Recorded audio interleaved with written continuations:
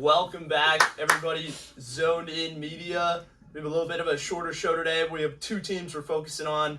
The Boston Garden. You got the Celtics, who opened up game one down in Madison Square, taking a win and got a little shaky in the end.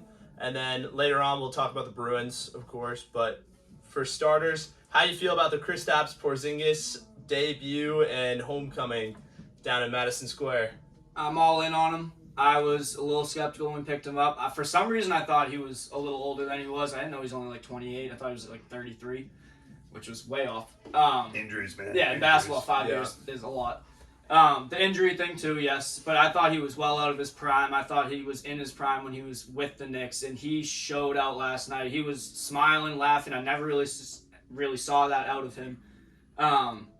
Didn't realize he averaged 30 points a game last year with the 23 points. Yeah. But I mean, with his rebounds, career high, which is not a good team, though. Yeah, still. Yep. You know what I'm Yeah. saying? But carried that team. I think he showed his worth. He proved his worth in that last 2-3 minutes where he hit those two free throws to tie the game. They passed it out to him. He hit a three, and then passed it back out to him again on the next play. He almost hit the second three. That would have been insane, but I think he's proven his spot for sure. I would just say, obviously, I've always thought he's a really good player. I remember seeing a few videos of him, getting into fights when he was drunk in New York. And I know he didn't really gel with Luka down in Dallas. So I saw those, and I was a little bit, This is his fourth team in, I think, 8 years or something like that, 7 years. I mean, everybody was talking this morning. I mean, he's smiling. He was happy last night.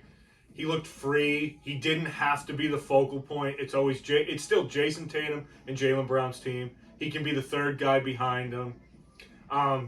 One play that just really impressed me. I know it was the first 3 minutes of the game.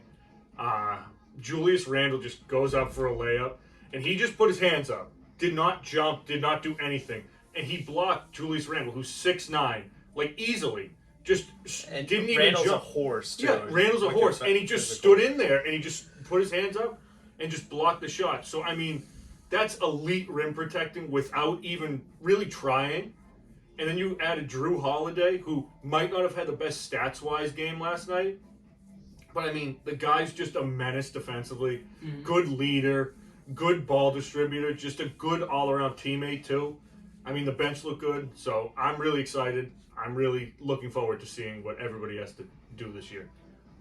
Sorry, real quick.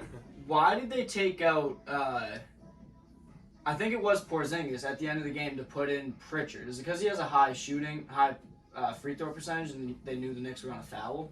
Because even the announcers were a little confused by it. They were like, they need height right now, and they just put in Pritch. But then they passed it into Pritch, and he got fouled, and he had 2 free throws, and they said he had 88%. I'm not sure what Porzingis' career. Let me look this up. Career free throw percentage, but I'm guessing. I mean, he has a smooth stroke. So I mean, that 3 hit was so clean. I mean, he's just a more skilled Al Horford, and taller, more skilled Al Horford. I mean, Horford's looking good last night too. Oh yeah, Al Horford off the bench is going He's to a be dog. Is going to be. Let me just see career. Well, he does that. Sorry.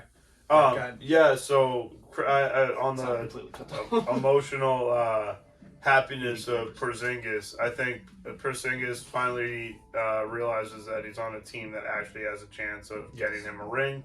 I think that's why he's happy. I mean, we all know how bad the Knicks are, so I mean, I wouldn't really be happy if I was playing for them either. I would be getting in bar fights too, most likely. He does that without playing for you. Wow. But I mean, I think I was talking with people last year that Al Horford is going to look a lot better off the bench. Not that he was bad as a starter. I just think it keeps him from getting hurt. It'll keep Porzingis from getting hurt more likely. But I mean, in the games that Horford was coming off the bench last season, he looked immaculate. He was one of the best players on the court when he would come off the bench. And he would be more energetic too, because he wouldn't be as tired. So I didn't watch the game, But I do know that around the end of the first quarter, the Celtics were up by 12, and then at halftime they were only up by 5. I went up to my roommate because he's a big Celtics fan. I was like, "What happened to the 12-point lead?" He's like, "Oh, they got it." But I mean, if you're barely beating the Knicks, how's the next 19 games going to look? How's the game against the Bucks going to look? Like we were talking yesterday. So I think they need to figure a couple things out. This isn't the preseason anymore. They need to step it up. I think when you look at the Celtics and Porzingis, first off, 7'3", he's a walking 30% three-point shooter. He's a walking 7 boards. He's exactly what they needed as an offensive weapon that complements the two Jays.